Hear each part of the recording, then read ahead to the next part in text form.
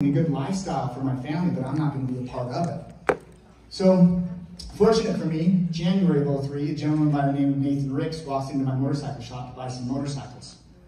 And Nathan, Mr. New Skin, obviously started talking to me about New Skin. Now, growing up in Utah, my defenses went right up. I said, not only no, I said hell no. There's no way I'm doing New Skin. And he didn't even bat an eye. He said, okay. And then he continued for that next year, every month or every other month, send me a text or call me and check in, and I would politely say no. And then it was December of 2003 that I was actually at a Christmas party, and Nathan happened to be there, and he cornered me in a room. And I'm thinking, oh my gosh, he's going to talk to me about this New Skin thing. Well, that's not what happened. He started asking me questions about my business and how things were going, and I opened up to him, and I said, you know what, I'm sick and tired of leaving in the morning before my son's waking up and coming home after he's asleep 6 days a week. I hate that.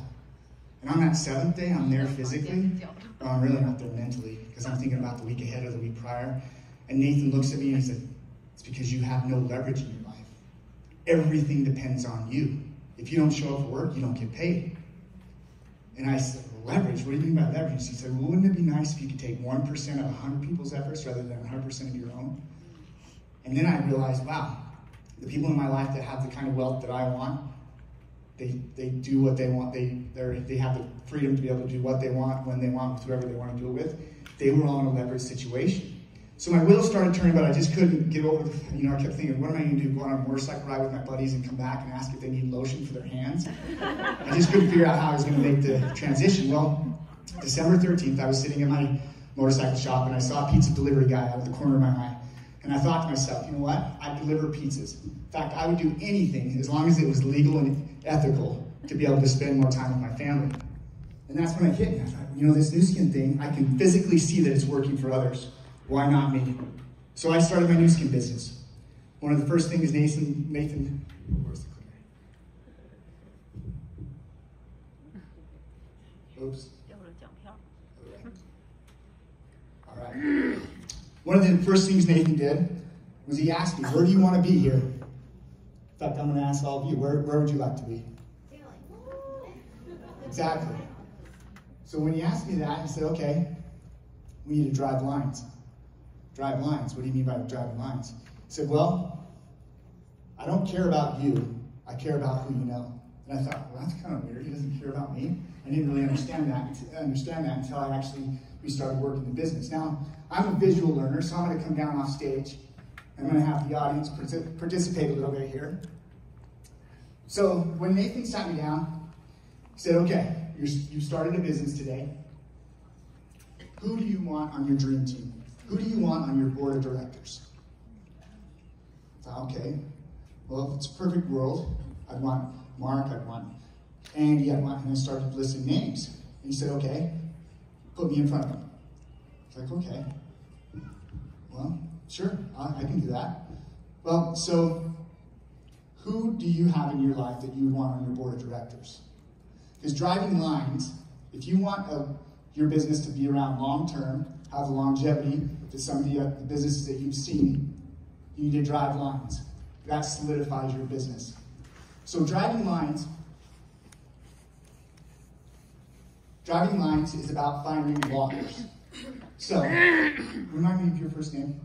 Jenny. Okay. So I want Jenny as part of my board of directors on my team. So I go to Jenny, I introduce her to Nathan, she gets involved. She seems like great, she's excited. Would you mind standing up? Perfect. Okay. So Jenny's she's on my first level. Well, what's your name? Sarah, would you mind standing up? So Jenny introduces me to Sarah. Sarah's excited. She's ready to go. Great, okay. Got the line going. And she introduces me to Brandon. Brandon, would you mind standing up? Brandon signs up, and Brandon is really excited. In fact, I can see in his eyes that he really wants this to work. And he starts to introduce me to people. He is a locker. He becomes a locker. Now, to give you an example of a locker that I have in my business was a gentleman by the name of Patrick Baum. You've all heard Patrick speak, I believe, yesterday on the compensation plan. Wouldn't you like to have Patrick in your group? Yeah. Well, Patrick's actually on my front line now. And why? and he started out on my fourth level. So Patrick moved up. But I saw, when I sat down with Patrick, I could see it in his eyes. This guy's a locker. He's somebody that's going to create motivation. And so I camped on Patrick. Patrick, I said, okay, who do you want, excuse me, on your board of directors? And then we went to town. Would you mind standing up? What's your name? Arlene. Arlene, okay. So Arlene gets involved, and she is just amazing. Just goes out, she's a go-getter. And what does that do? So we start to build a big group with Arlene, and she just starts to go crazy. Well, what does that do to the upline?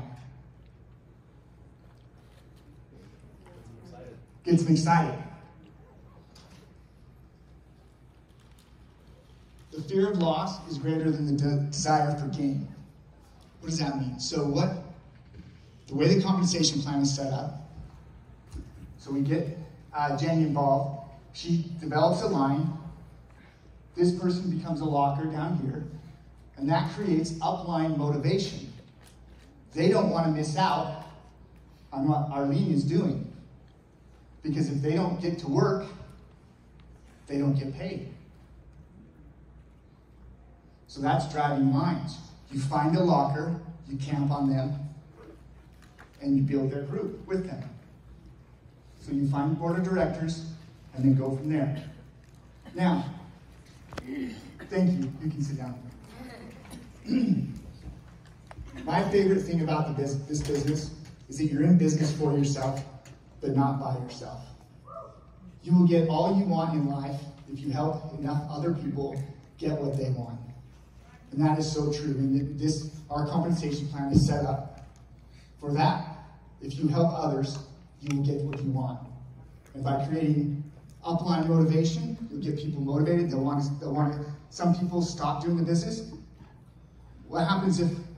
What was your name again? Sarah. What happens if Sarah decides, you know what, this isn't for me? What happens to this line? They roll up. So that's how Patrick ended up on my first level. Patrick started off on my fourth level. Another example of that is Christina Cooper-Gahn. You all heard Christina Cooper-Gahn speak earlier today. How many of you would like to have Christina on your team? How would you like to have her as one of your lockers? So Christina got involved. She was on my 10th level. 10th or something. 13 or 14.